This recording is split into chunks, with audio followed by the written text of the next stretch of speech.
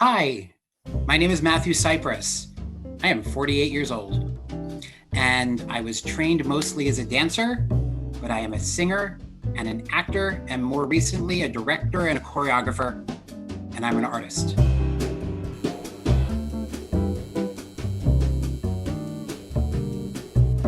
Matt, I'm so grateful that you decided to be our guinea pig, as it were, for this project. Thank you so much for coming out and being involved in it, man. Well, I'm very happy to be your guinea pig.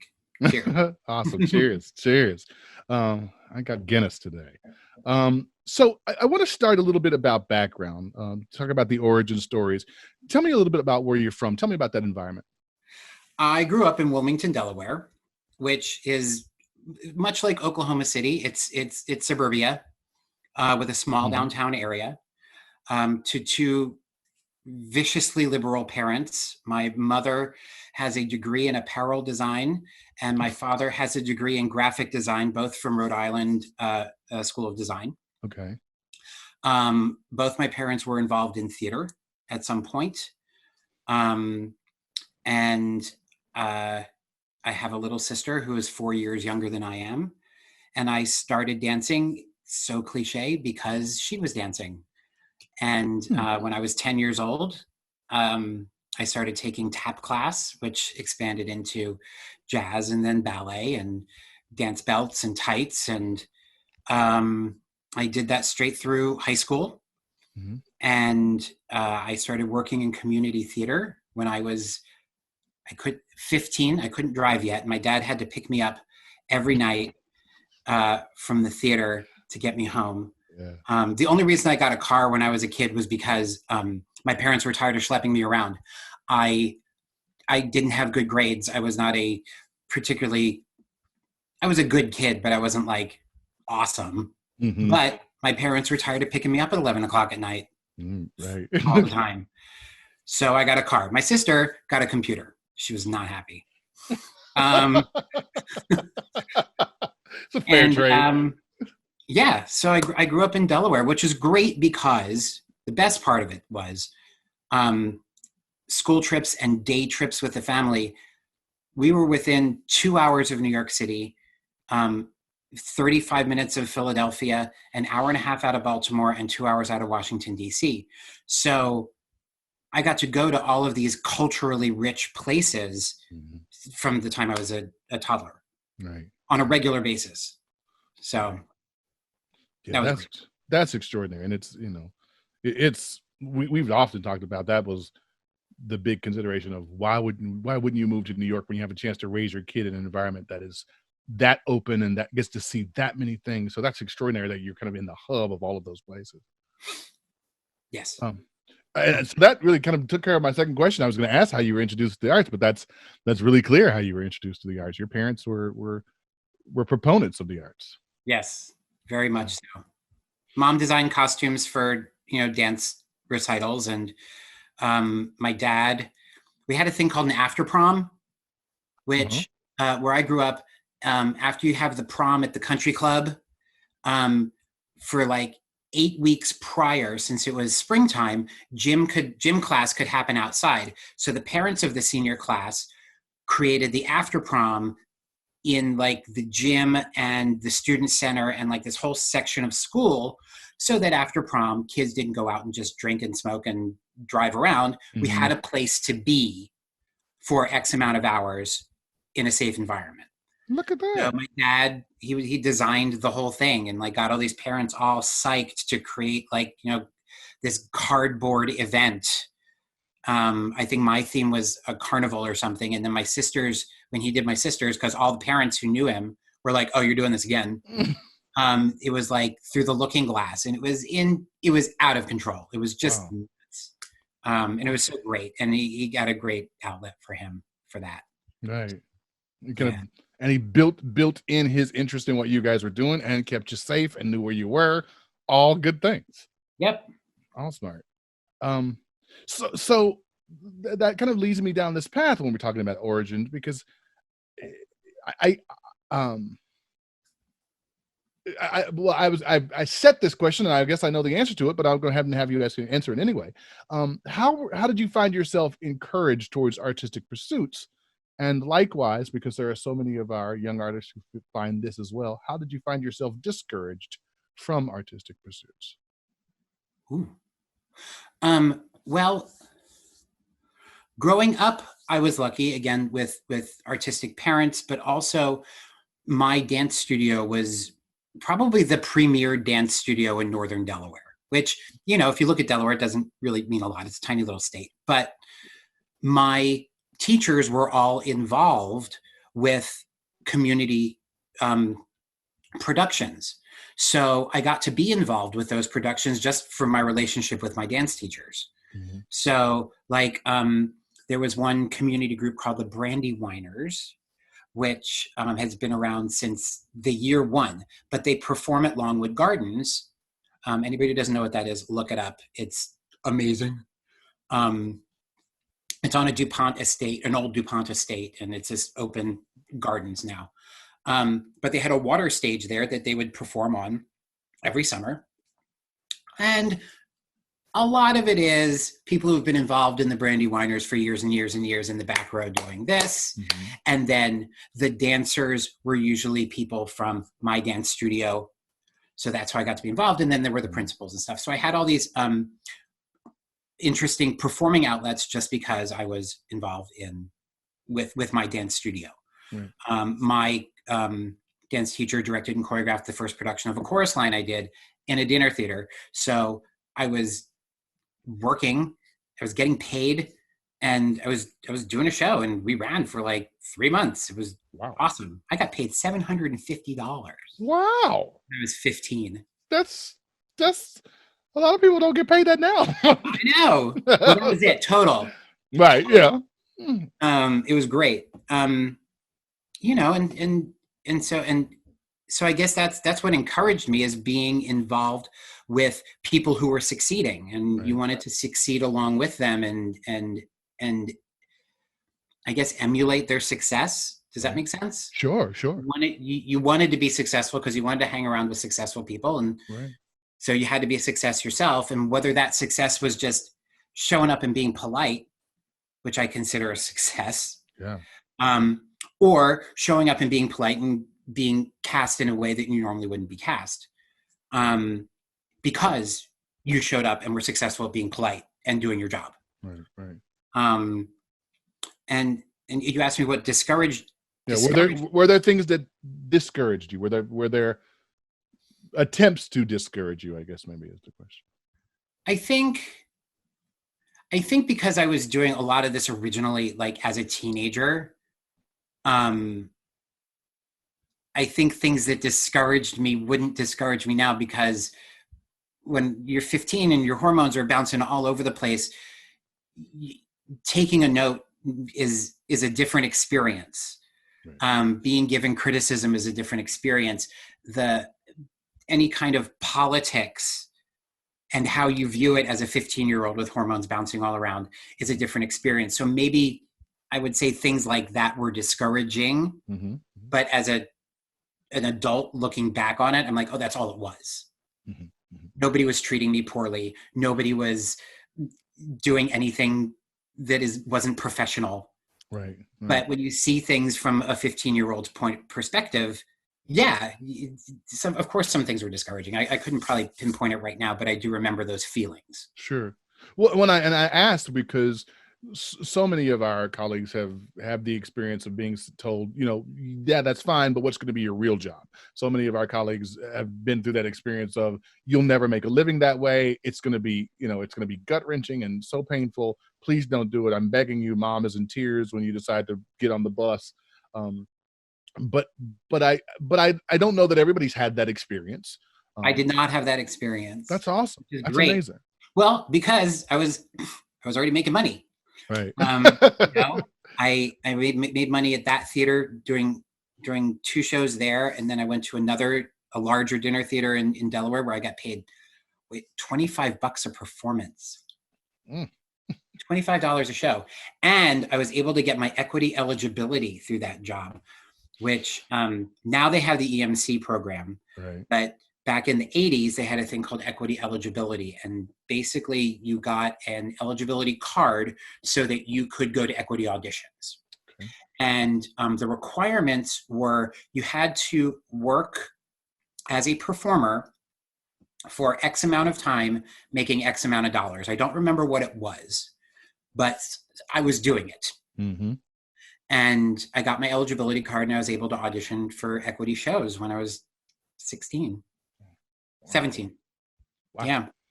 Baby. My mom let me cut school to go audition for Cats in New York. Wow. I got to drive my 79 Oldsmobile Cutlass Supreme up to Trenton, New Jersey, where I got the train and then trained in and auditioned for Cats. This was, I think, the second time I'd auditioned for Cats. Wow. 13 times I auditioned for Cats. Woo. I never got it. No, it's okay. Well, I did get it, not on Broadway, but I did get it. That's another story, which might tie into something you're asking later. So we can come back to that if you want. Okay. But yeah, so yes, I was very supported. I was very supported by my mom and my dad. That's awesome. That's a great story, and I think it's one that is nice to hear because not everybody has that experience, and everybody shares it. But all of us reach a place, I think, as I was structuring these questions, and I wanted to ask you first. Everybody reaches a place where there's a point of no return. You can't do anything else. This is what you're going to do. And for some of us, it's clear, and some of it's a little muddy. But describe your point of no return experience. Oh, it depends on who you ask. If you ask my parents, it was like from the minute I started dance class. That was it. That was the point of no return, and they kind of knew it then. For me, I think it was when I did my first production with other adults. I mean, as a kid, with other adults. And I was like, oh, if they can do this, I can do this. Right. I can totally do this. So even if it was on that level of community theater, which I'm not knocking community theater at all, I learned a lot there. Sure. But if they can do this, if they can have regular jobs and do this all the time, then I can do this all the time. But then I realized, oh, there's more. I don't have to have a regular job. Right. Look at all these people because like I said, I got to go to New York a lot and national tours would come through Wilmington. So I got to see all those shows too. Again, super supported. And I would see all the same names over and over and over again. I would see that these people would go from show to show to show, or on the tour, this person I saw last season in a different show. Mm-hmm. And what's so great is I'm working with some of those people now who come to work at Lyric Theater. Right. Dirk Lombard, I saw him in several shows when I was a kid. Cheetah Rivera, I saw her in a show when I was a kid. There's a story there too. But I think that point of no return was when I realized that this is something that I could do. People make a living doing this, so why not me? Right. And I was in high school when that happened. Cheetah Rivera, okay, so this never happens. Cheetah Rivera was on tour in Can in 1989. And I was in Help the Galobalinks. It's an opera by Giancarlo Menotti, and Opera Delaware was doing it, and my dance company, where I went to dance school, were the Galobalinks. We were the aliens in this opera. So because, when you're a kid, you get like crazy call times, like you have to be at the theater 3 hours before curtain. Mm-hmm. So I went to see a matinee of Can, but I couldn't stay after the show to get Cheetah Rivera's autograph. So I sent a note backstage saying, "Hi, my name is Matthew Sipress. I am dancing in a production of Help the Galobalinks with Opera Delaware, and I can't stay after the show to get your autograph. Can I meet you at intermission? I will wait by the stage door. Matthew Sipress." And I waited, full on expecting Cheetah Rivera to come to that stage door and say, "Here's my autograph," in the middle of my show. Sure. Well, let me tell you, that stage door opened and some guy said, "Hey, are you Matthew Sipress?" I said, "Yes." And he grabbed my arm and he pulled me up the stairs to the dressing level of the Playhouse Theater. And there is Cheetah Rivera in her wig and a robe. And she signed my program and she made it all about me. Oh my God. She didn't let me say a word, which was amazing.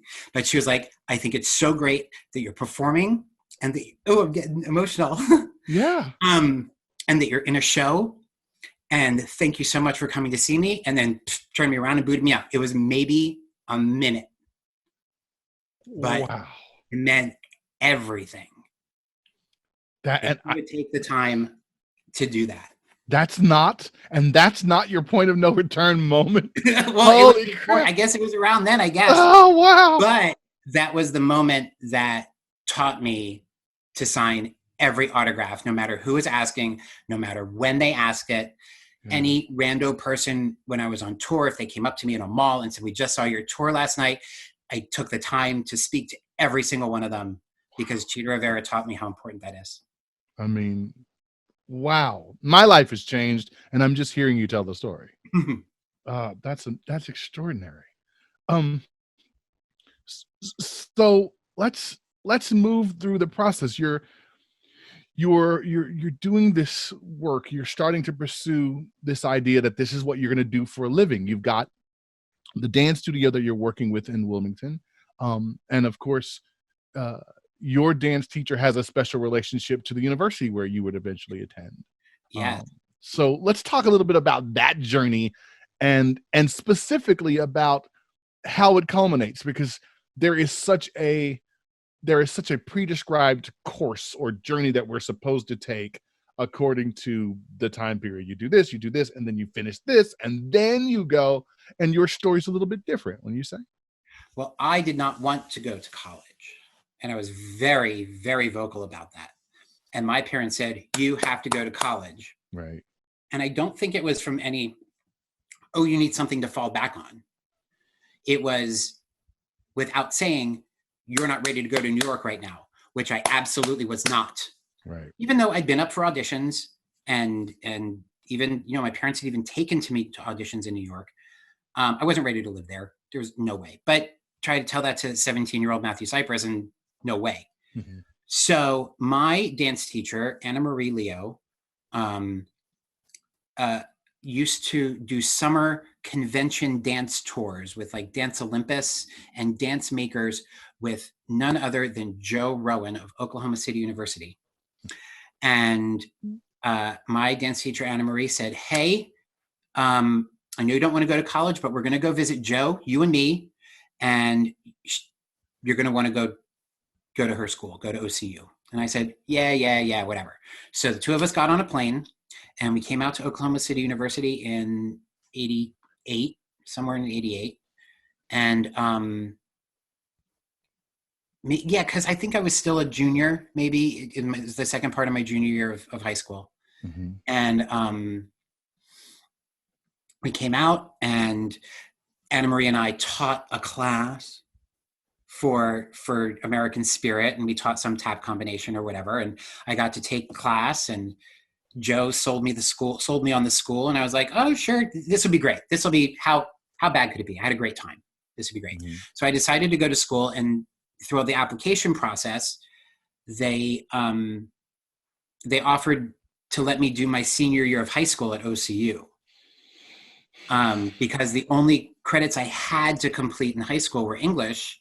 And they're like, "Well, you can use Comp 1 and Comp 2 as your high school graduation credits." And I said, "I am 16 years old. I don't want to go to college. Not yet." So I did not go to college at 16, but I went I went the following year, and I went for 2 years because I quit. I had a great time. I loved it at the time. I had a great time in school, but the second week of my sophomore year, I tore my ACL on my right knee, and it put me a full year behind. So I would have had to stay an extra year, and I didn't even want to be there for 4. Right. So I did the Lyric Theater of Oklahoma season. I got back on my feet, and I did the Lyric Theater summer of 1991. And then I didn't come back to school. Yeah. And I didn't tell anybody, which left me on bad terms with Oklahoma City University. Right. Yeah. That might. So I quit school, and then I did Lyric, and then I moved to New York with my friend Stephen Ashford, who had just graduated OCU. And I went to That's not true. I lied. I didn't move to New York yet. I quit school and I went back home. Oh. And I went to one audition. I went to audition for Princess Cruises. And my dad drove me to New York and he walked around the city while I did this audition. And before we got back to Delaware, I got the call that I got the gig and I was starting in like 3 weeks. Wow. And I thought, wow, that's how you get work. You go to one audition. This is amazing. Yeah. I picked the right thing. One audition equals one job. Right? Yeah. Always. And Well, so thank God you never had to learn anything different. I did this great gig on a cruise ship for 19, it was amazing. Mm-hmm. We got to drink all the time. We were doing fun shows with fun people. And Lyric was hiring again for the next year because I had a 9-month contract and I wasn't able to go to the audition. So I called and I said, hey, I'd love to work for you guys again. And my contract's up before you start. Can I have a job? And I got a call that said, yes, you can have a job. And I was like, wow, this is great how this works. 2 for 2. This is amazing. And then I moved to New York after that summer of Lyric. Okay. So yeah. And your streak continued. My streak continued. I went to a couple auditions and but now mind you, I moved, I guess, in late August. And I went to a couple auditions and I went to an audition for Hello Dolly in Paris, France. And I didn't get it. I got cut. Oh, no. And then the next week in backstage, you used to get backstage in paper. Mm-hmm. And in the paper, it was having the same audition. And what I learned, talking to friends at auditions, that nobody was taking the gig because it was paying so low. Mm-hmm. They were paying $250 a week salary, but they were paying $450 a week per diem. Now, they were flying me there, they were putting me up, and they were giving me a Metro card to go wherever I needed to go. And they were giving me, so it was $450 a week to eat. Oh, because I had a kitchen apartment. So I didn't have to eat out all the time. To buy groceries, yeah. And I was essentially getting $650 a week, which in 1991 did not suck. Yeah. Or 92. So I had that job. So yeah, essentially it was one audition, one job. Because I was in Paris by like the first week of October. So I'd been out of work for a month, which was awesome. Yeah. It was great. But okay, so I went and I got the job, but they cast me as the swing and I stank. Nobody taught me how to swing. I didn't understand it. I knew how to understudy like one person, but I didn't know how to cover 16 people. Right. It's 12 dancer boys and 4 singer boys. And I had all these notes that I could barely read. And I had this map that looked like a subway map that I couldn't read. And I was standing in, and now this goes to show you, show up, be nice, say please and thank you, and do your job. And I was standing in the theater, we were in tech, and I was looking at my notes going, I have no idea what any of this means. And the director comes up behind me and says, those notes look amazing. And I closed it before he realized it didn't mean anything. And he said, do you want to come with me and restage Hello Dolly in Houston, Texas at Tuts after we close here? I was like, oh, yes. I wasn't 21 yet. I hadn't turned 21 yet. So I'm like a child. And he was like, okay, so you'll go home after we close here. You'll go home, take sleep, and then get on another plane and go right to Houston. That's how it's going to work. Right. I'm like, great. So I did that. Oh, while I was in Paris, I got another job. Awesome. I got a phone call, like on the hotel phone. Like, I don't know how even people found me. This was nuts.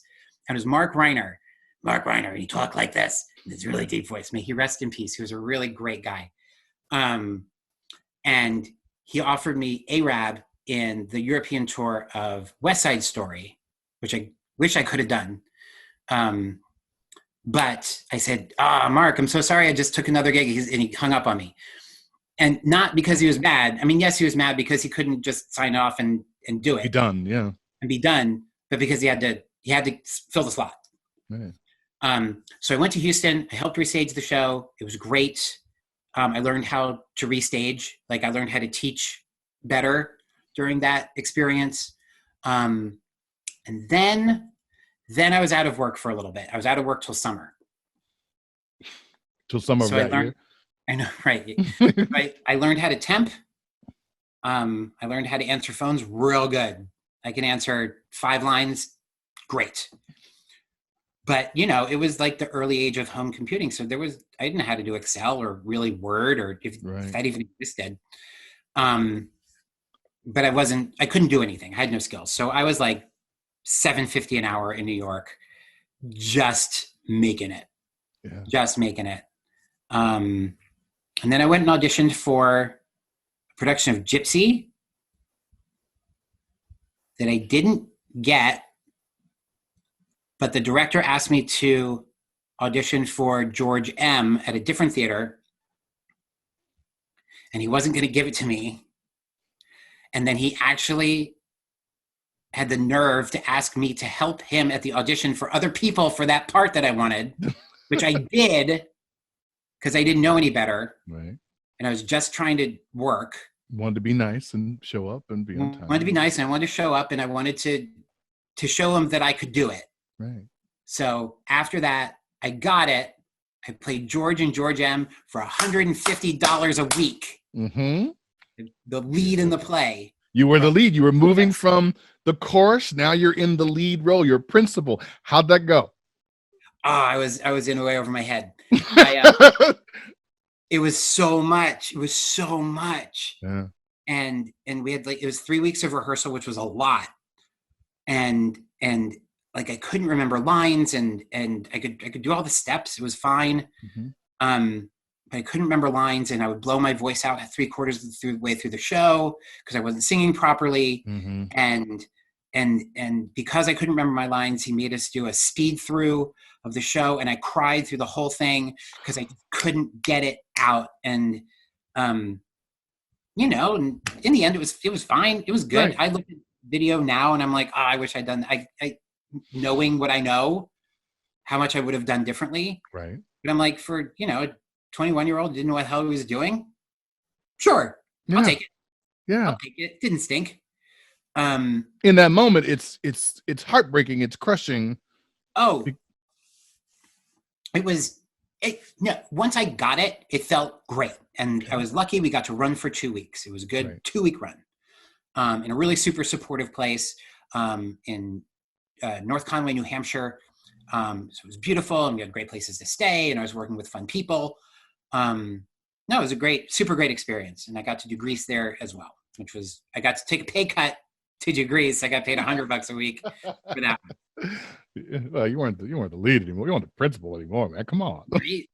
And then I did a tour in there somewhere. I did a tour of Gentlemen Prefer Blondes starring Stella Parton, Dolly's sister. Yeah. Yeah. I did that. It was non-union. We drove by places more than we played them. Gotcha. And then I heard that Hello Dolly was going to Broadway and was going on tour. Mm-hmm. And so I wrote to Leroy Reams, the director, who I'd worked with twice now. And I said, "Dear Leroy, Merry Christmas. I heard Hello Dolly's going to Broadway. I'd love to be a part of that. Or I'd love to go." Mm-hmm. And love, Matthew. And I put that in the mail, and I sent it. And 2 weeks later, I got a Christmas card back saying, "Of course you're going, darling. Love, Leroy." Yeah. And that's how I got a Broadway show. Yeah, because you said the Christmas card was the key to that. The Christmas card. I sent a Christmas card. That's it. That's not it. I sent a Christmas card to remind somebody I existed, but I showed up, I did my job, and I said thank you and please. And you know what? I was available to go out for a drink, and not in like a dirty, lascivious kind of way. Just, it was social. Right. I tell people that all the time. I'm like, be available for a drink. Who's it going to hurt? Right. To get to know the person you're working with better. Nurse a Shirley Temple or have a Coke, but be there to chat and to socialize. Yeah. Be an ear. Yeah. Yeah. Well, I mean, and that's when we talked about that in the kind of pre-interview stage. I thought, boy, that's such a great way to connect that piece of advice, because we give it all the time: stay in touch, maintain relationships. but the truth of the matter is, so much of the advice we give, and I don't know, maybe this is just from my point of view, so much of the advice that we give and that we hear are platitudes without any practical understanding behind them. How do I do that? How do I keep in touch without seeming like a weird creeper who's following people around on Facebook? Picking up a bunch of Christmas cards and writing it down, and hey, I remember you and I hope you remember me. That's a really great example of, okay, that's how you do that. Also, I mean, it was different then, but who gets mail anymore? Yeah. Nobody gets mail anymore. Yeah. If I'm going to get some mail from somebody, I'm going to remember that person. Yeah. Good point. I'm going to write some cards. I need to do right. That. Yeah. Now for everybody listening, that does not happen all the time. Christmas cards do not. That is not the norm. It's not the norm. It's the norm for Matthew Sipress, who one job equals one audition equals one job. Apparently. Well, let me tell you. Okay, wait. Before that tour went out, okay, so it was Christmas time. I had done this weird tour of Gentlemen Prefer Blondes. It was going to Taiwan, but I didn't like this company enough to trust them to like go to Taiwan with them. Right. So I bailed on that. So I had no job. I had a job coming up in February doing Godspell. It was my last non-union job before Hello Dolly. I was doing Godspell. It was a big, long contract at the Media Theater in Pennsylvania. But the first part of the job was in Milton, Pennsylvania, at an old folks home in their auditorium that was converted into like a dinner theater in the nighttime after their dinner. It was really weird. Yeah. So that was my last gig. So in between like Christmas and that gig that started in February, I needed to do something. So I was at my temp agency, and you got to find a good temp agency. You got to find an agency. Like if you don't want to like work at Lululemon or Lululemon, where everybody's working, or Starbucks, you got to find a good temp agency who will work for you. And I was sitting in there in my little suit all on the day after Christmas by myself. Sandy, when I was telling you this before, I couldn't remember her name. Her name was Sandy. Right. Stringy hair, and it was real thin, but she was real nice. And she worked for me because I show up, do the best I can with as many phone lines as they'll give me. And like I said, I had no skills. So Springs Industries, they make like sheets and towels and things. They just needed a receptionist, and I'd worked for them before, so it was going to be a done deal. Well, while she was on the phone with them, she got a call from Remco Toy Company, and they needed a customer service person. So she's got like one phone here and one phone here, and there's a bidding war going on for Matthew Sipress because he's the only person in the office. And I ended up at Remco Toy Company for $20 an hour. I do not recommend working for a toy company the day after Christmas. That stank. $20 an hour, though. $20 an hour. But this was no like, oh, we've got a really fancy, cool headset and a computer we're clicking into. No, I had a phone under this arm. I had a pen and a piece of paper writing down all the problems people were having with their toys the day after Christmas. Yeah. I don't know. That's a rough gig.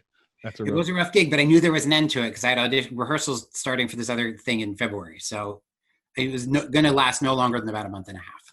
Right. Yeah. So you're making this journey. You're building up a resume. You've got a gig that's coming up that's going to take you to Broadway as a swing, as an understudy. You're kind of living what I assume for most young performers is the dream. You're making it happen. Yes. Take me on the journey through the Broadway show and how it ends, and then what?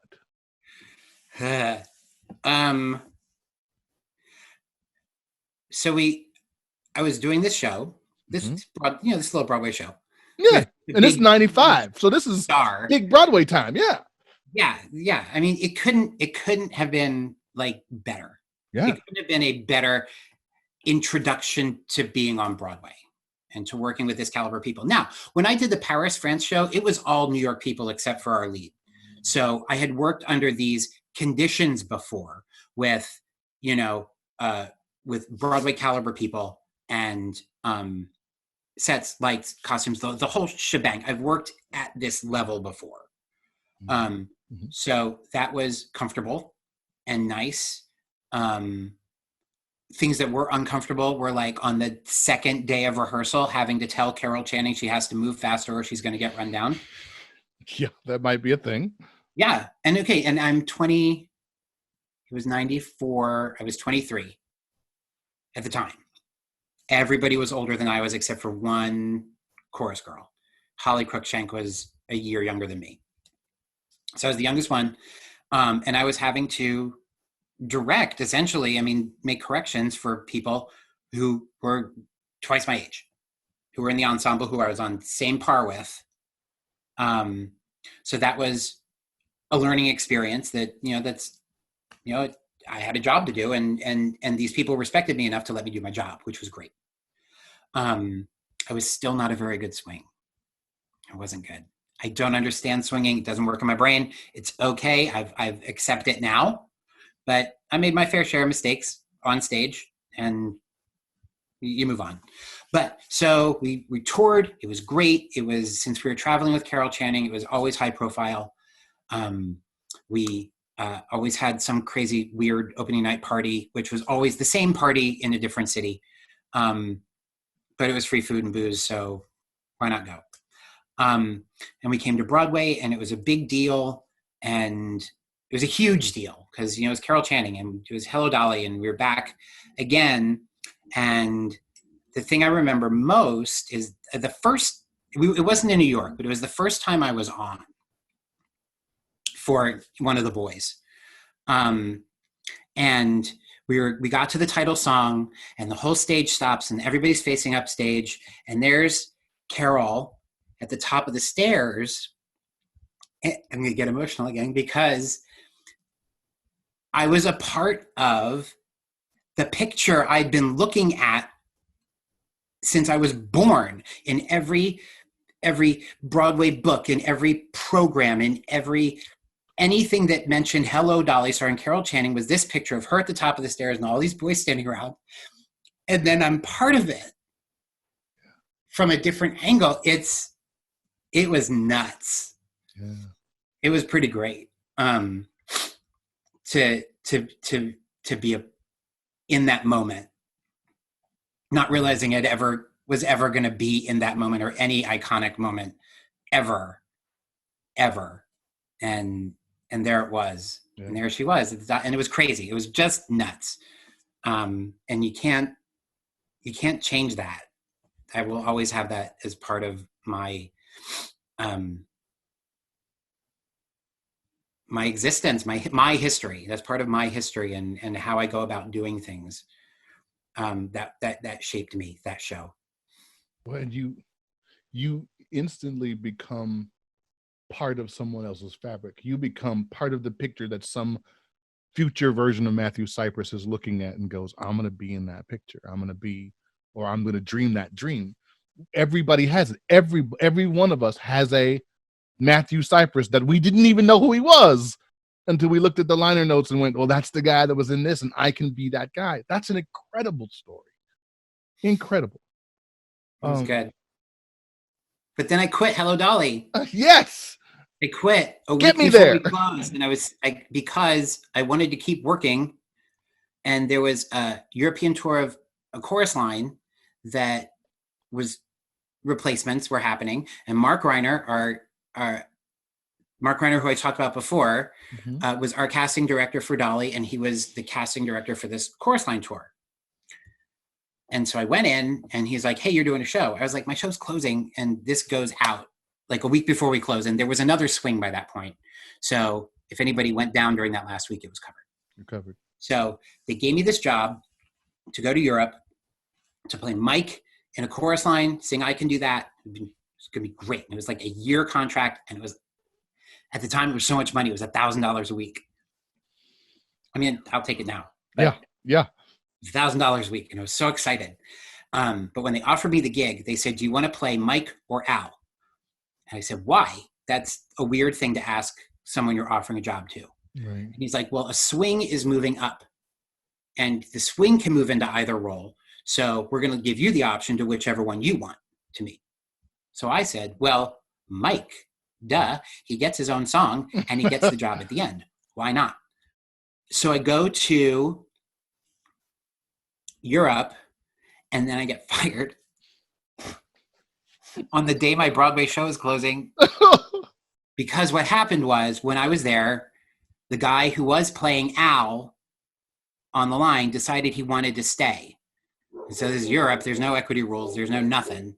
So the producer said, sure. But since the other guy could have moved into my role and he'd been there prior to me, he had seniority. I get sent home on the day my Broadway show closes, and that stank.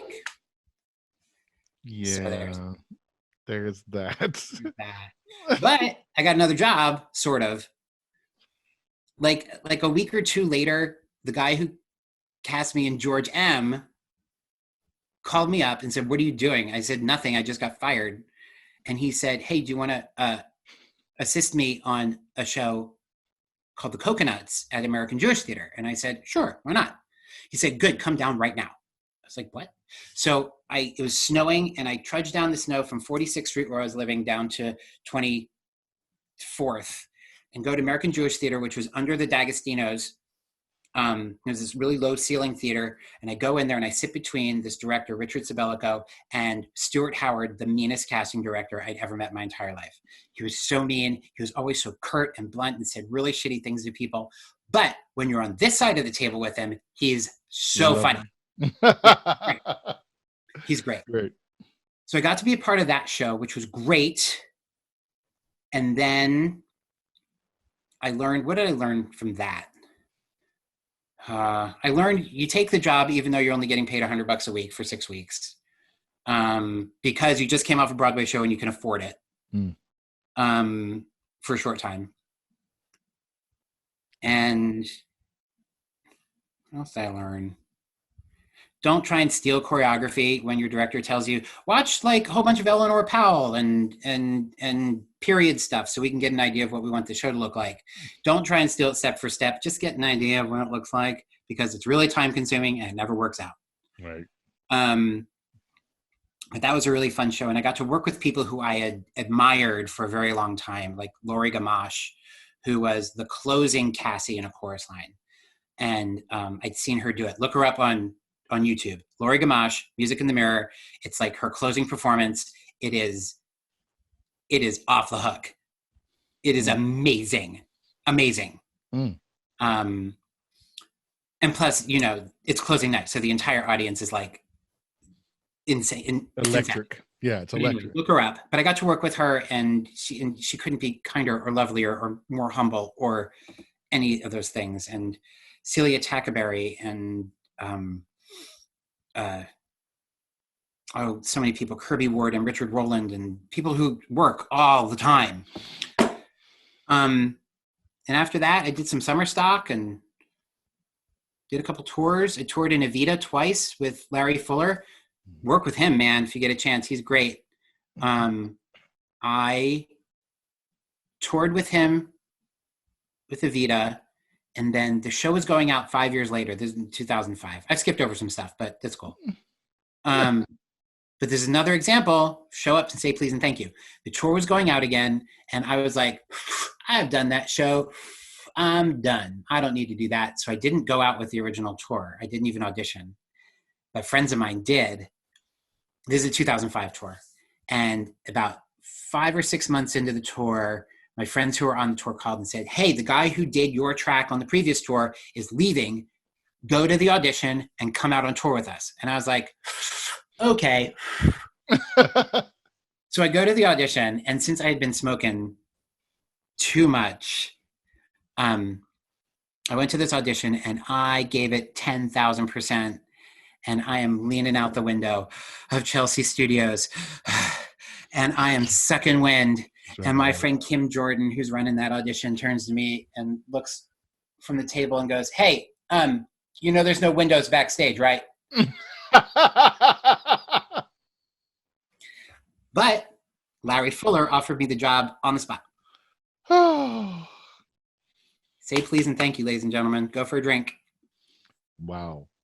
On the But spot. because by this time you're what, if you don't mind me asking, age-wise, you're how It old? was 2005, so I was 34. Yeah. 33 to turn 34 that year. Yeah. And it's funny because I have a friend, Susie Pruder, who was the company manager for Fosse when it was running in New York, and she took Timothy Stewart and I out for drinks and asked us what we thought the average age of the dancers were, and we're assuming they're very young, and she gives us this number that's elevated, and she says we want pros, we want people who show up, we want people who say please and thank you and are able to go out for a drink and always answer the phone. And I thought, wow, it's literally the conversation 10 years ago. Yep. Right, that we're having right now. Yeah. Wow. Okay. Yeah.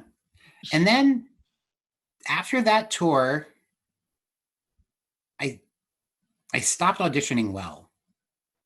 And I don't know if it's because my head wasn't in it, or if I was just kind of done, but wasn't ready to say I was done.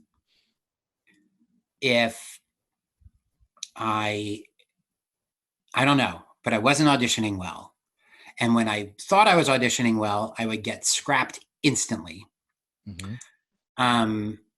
So I was sitting around not knowing what to do with myself. And Ashley Wells, who's the associate artistic director at Lyric, was my very first dance partner in college.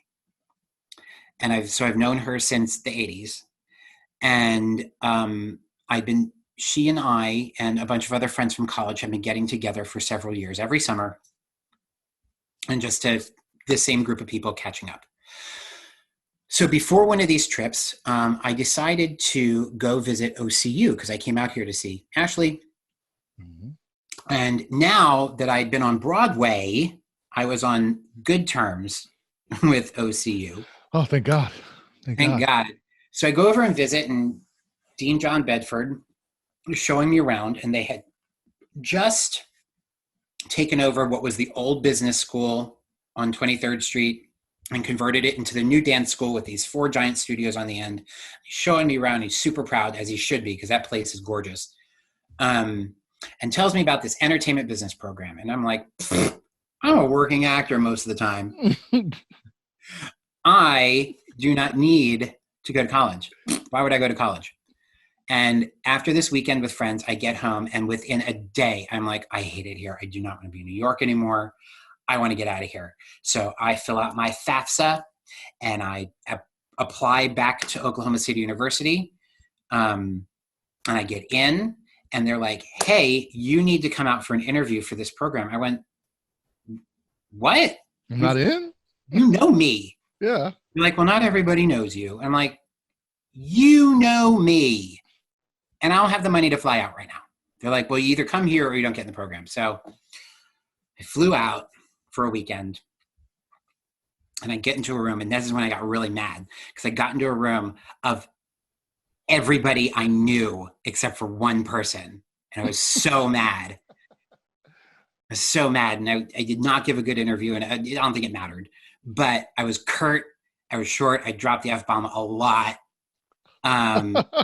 Because I'm like, look, if you're going to make me fly here, you're getting the real me. You're not getting to interview me. Right. And especially when it's like Dean Bedford, who I know since I was 17 years old, Melanie Shelley, same case, Rachel Suggs, who I've been talking to on the phone almost daily.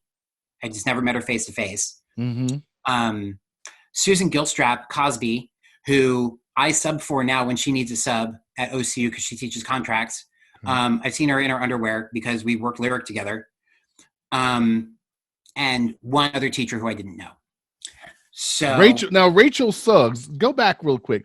Rachel Suggs, yeah, I believe, is the sister of Charlie Suggs. You are correct. Who used to run the yes. Wow. And so at the end of this whole rotten interview that I was so mad at, Melanie Shelley is like, hey, so entertainment business majors can take up to 1 dance class per semester. Will we be seeing you there? I said, no.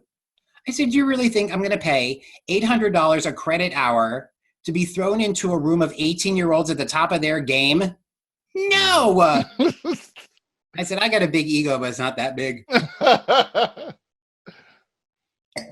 So I went back to college and got a degree in entertainment business. Yeah. How weird is that? You returned to the scene of the crime. I did. And I had to take awful classes like college algebra.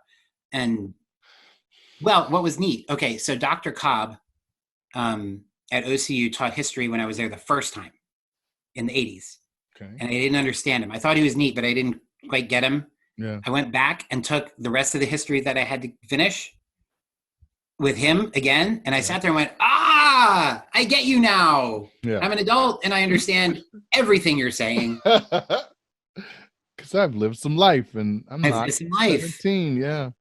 God. So yeah. So, but then college algebra, I was sitting there like this in class one day and the teacher comes up and he's like, are you all right? I said, hey, I used to be able to do this. I was actually good at algebra. He said, but when I was in high school, I was like, I'm never going to use this again. And I never did.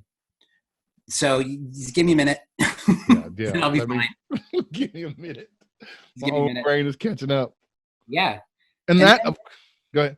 Well, when I came back to college, Ashley was like, oh, great. You can teach my academy classes now because you'll need a job. Mm-hmm. And so I started teaching at the academy. And then I was the assistant company manager for Ashley my first 2 summers back. And then when I graduated from school, they let me stick around. Yeah. And are grateful, I'm sure, to this day. I hope so. Yeah. So I'm still there, 12 years. Okay. You want me to do, Jared, do you want me to do sideways or? We lost you for just a second. You were, but you were telling us about moving to the theater management program, the business management program at OCU. You're back in town now. Right. You're teaching classes at Lyric Academy. I was, and I got to work with a bunch of kids, and you and I did the same show. Mm-hmm. Whatever that was called. And I wish. But that's where I started directing, really. I started directing at the Academy. I directed Bye Bye Birdie with kids for them. And I did a couple of kids shows. And then I guess I really started directing on my own, not part of anybody else's work with Sooner Theater's Hello Dolly. Okay. Jennifer came up to me during a Christmas show rehearsal. I was wrangling the kids and choreographing the kids. And she said, hey, we're doing Hello Dolly and I'm going to star in it next year. And I said, great. When do we start rehearsals? That's how I got that job. Wow. And then sort of the same thing happened with Tyler Woods at Reduction. I had gone to see their Night of Grand Guignol with Robert Mattson. Mm. And I said to Robert, I said, oh, you know what would be awesome in here? Cabaret would be awesome in here. It would be so cool. And I had never met Tyler Woods in my life. And Robert was like, hey, this is Matthew Tyler. I said, Tyler, the show was great. And you know what would be great in here? Cabaret. It would be so cool. He's like, we've been talking about that. Do you want to direct it? And that's how I got that job. Yeah. Well, and then I got to work with you. Yeah, because we did. I saw your Cabaret. It had been talked up so much. I went over and saw it. Jennifer and I went and saw it, and I was sitting there watching the show. We had talked. You and I talked right before the curtain, I think, or either it was an intermission. I don't remember which. Oh, and you had mentioned that you were doing Sweeney Todd, and so I'm here watching this show. And thinking, this is freaking amazing. This is a great production of Cabaret in this tiny little space. Man, I need to lock that down before that guy moves on to somebody else. And so we had said, I said, yeah, I'd be very interested. And then I think I came up to you or sent you an email afterwards, like, just in case you hadn't forgotten, or, maybe you didn't think, it was a big deal, but I'd sure like to look at that show. Which kind of leads me to a thing I wanted to talk about. And this is a hard one, because I think actors are going to tend to not want to answer it.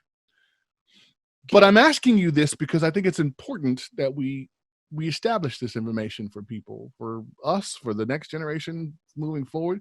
What's your contribution to theater, whether it be in New York or in general in Oklahoma? What's your contribution? What's the mark you've left thus far? if you'd asked a younger me, he would have said, I get to be in, they list me in Playbill. Sure. Like I was in a Broadway Playbill. Sure. That was my mark. If you ask me now and where my life is going now, I think it's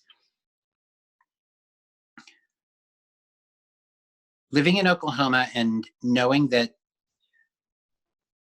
a larger percentage of the people that I work with are people who are moving on to different things than Oklahoma, outside of Oklahoma, that I get to be a part of their journey, that I get to be a part of their growth, hopefully in a really good way.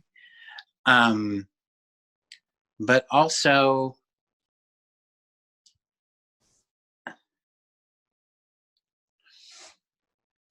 just to show people that theater isn't scary, that it's hard work, but it's got to be so much fun. Right. And that I want to be that guy to show anybody who I cast or anybody who I work with, whether they're pulling the fly or whether they're painting the set with me of the show that I'm directing, that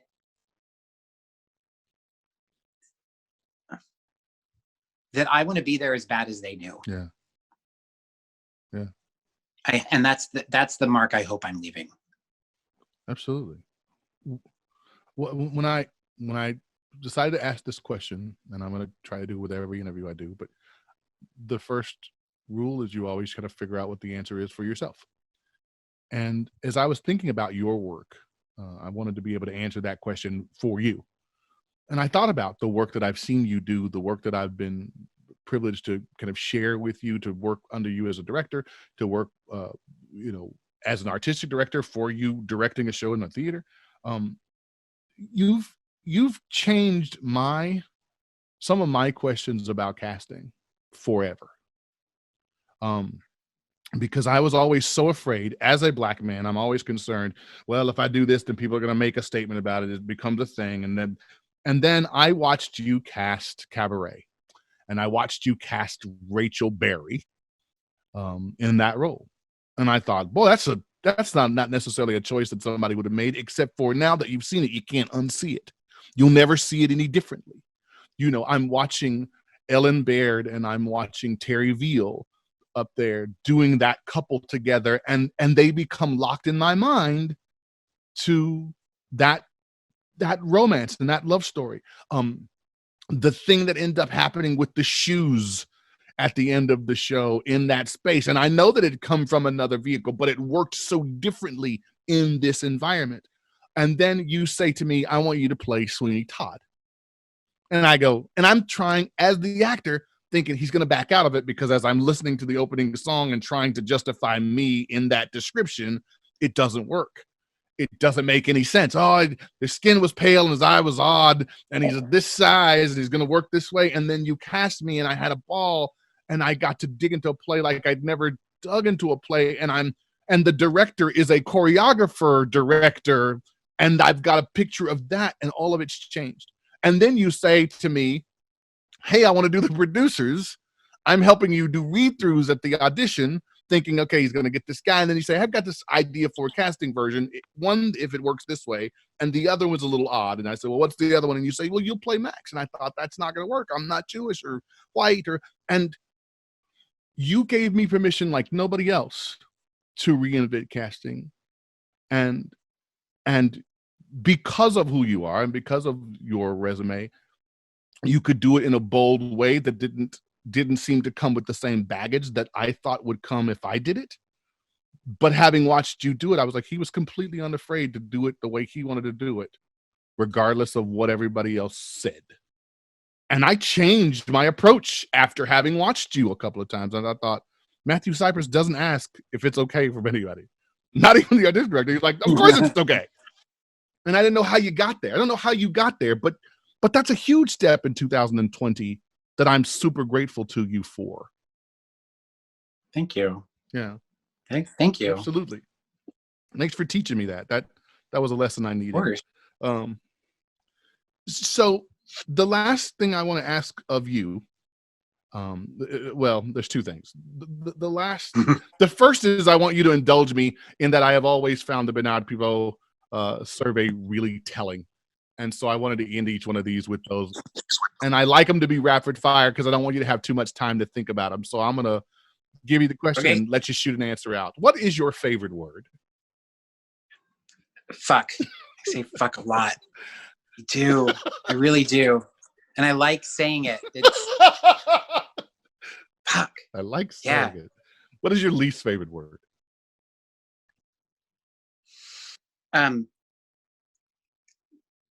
It's so cliche. Moist. Like nobody.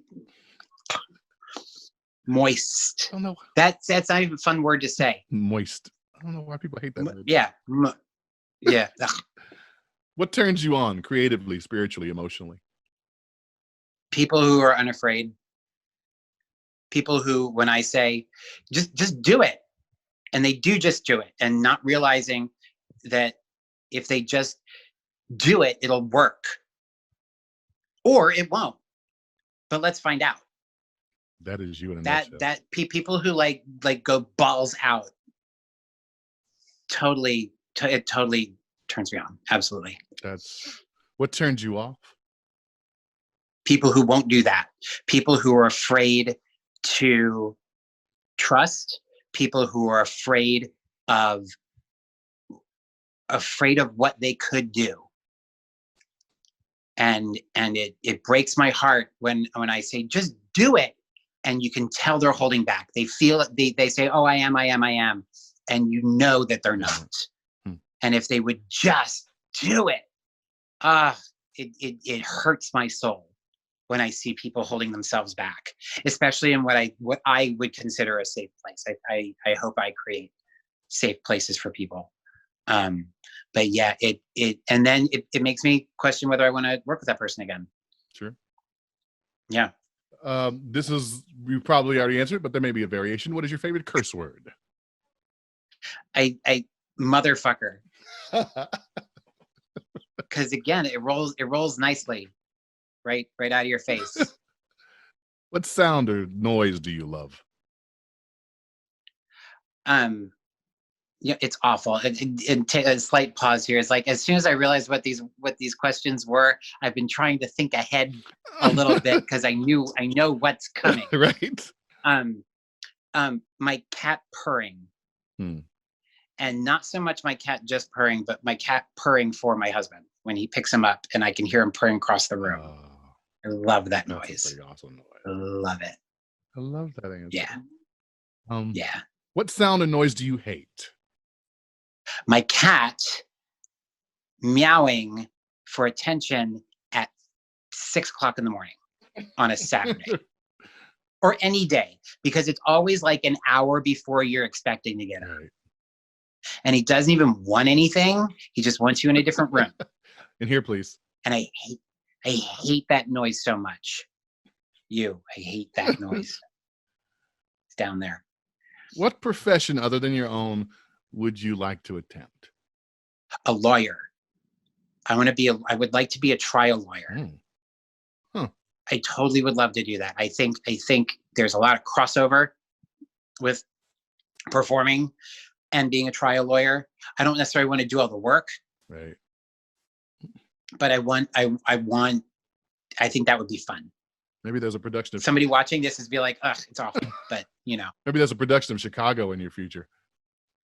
Maybe. Yeah. I'm got the right hair. That's right. You got all the look. And finally, and what profession would you not like to do? Would you absolutely hate? I would not like to be a surgeon.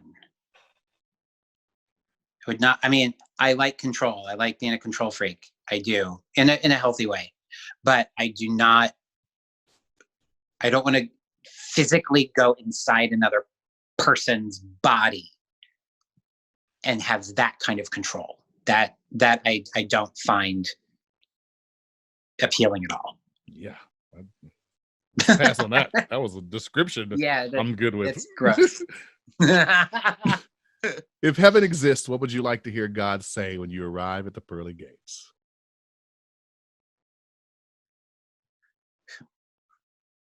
I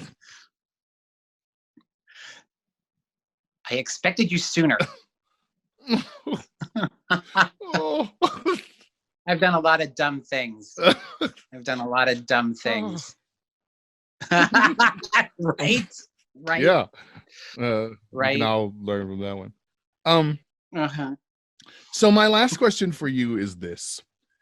Somewhere, when this is all written down and we talk about how we got through this phase of a pandemic and what we did with theater and how we reinvented it, somewhere somebody is going to be 10 years old in their room and looking through a playbill, and they're going to see that picture of you and Hello Dolly. They're gonna see that image and go, I want that to be my life. I want to do that thing.